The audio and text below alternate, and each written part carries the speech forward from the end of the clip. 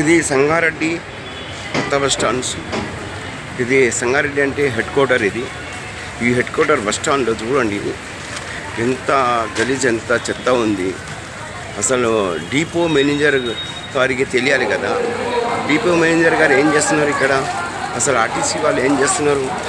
ఈ బస్ స్టాండ్లో ఇంత గలీజ్ ఉంది. దీంతో ఏమవుతుందంటే దోమలు పుట్టుకొస్తున్నాయి. ఇక్కడ ప్యాసింజరు 10 నిమిషాలు కూడా కూర్చుంటందుకు కూడా రాదు. అట్లా దోమలు పుట్టుకొస్తున్నాయి. ఎందుకంటే ఈ చెత్త వల్ల. ఈ చెత్త అంతా గలీజ్ ఉంది. అసలు మన కొత్త బస్ స్టాండ్ డిపో మేనేజర్ ఎందుకు పట్టించుకుంటలేడు? ఎందుకు సాఫ్ చేస్తలేరు? దానికి అసలు ఏం చేస్తున్నారు ఆర్టీసీ అధికార వాళ్ళు తెలియజేస్తున్నాం. ఇది ఎందుకంటే ఇది వాస్తవమే కదా. చూడండి ఎంత గలీజ్ ఉంది, ఎంత ఇబ్బంది పడుతున్నారు. ఈ కొత్త బస్ స్టాండ్లో దొంగతనాలు కూడా ఎక్కువ అవుతున్నాయి. ఇక్కడ పోలీసులు కూడా సరిగ్గా ఉండలేరు.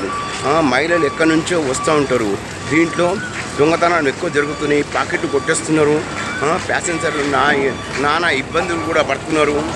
దీంట్లో బస్టాండ్ డిపో మేనేజర్ గారు దీన్ని పట్టించుకోవాలి. దీన్ని మంచిగా క్లీన్గా పెట్టాలి. నేను అన్ని మందులు కొట్టాలి, దోమల మందులు కూడా కొట్టాలి. ఎందుకంటే దోమలు ఇక్కడ 10 నిమిషాలు కూడా కూర్చొని ఇస్తలేవు. ఈ కొత్త బస్ స్టాండ్లో ఇంత గలీజ్ పెడుతున్నారు, సాఫ్ సప్లై చేస్తలేరు. నేను సంగారెడ్డి డిస్టిక్, నేను స్టాఫ్ రిపోర్టర్ని మొహమ్మద్ చాంద్ పాషా. మా ఛానల్ని లైక్ చేయాలి, ఫేస్బుక్లో, ట్విట్టర్లో కూడా పెట్టాలి. తెలంగాణ ప్రజలు మా ఛానల్ మంచి ఛానల్, అందుకే మీ ప్రజల ఛానల్ కనుక దీనికి లైక్ చేయండి.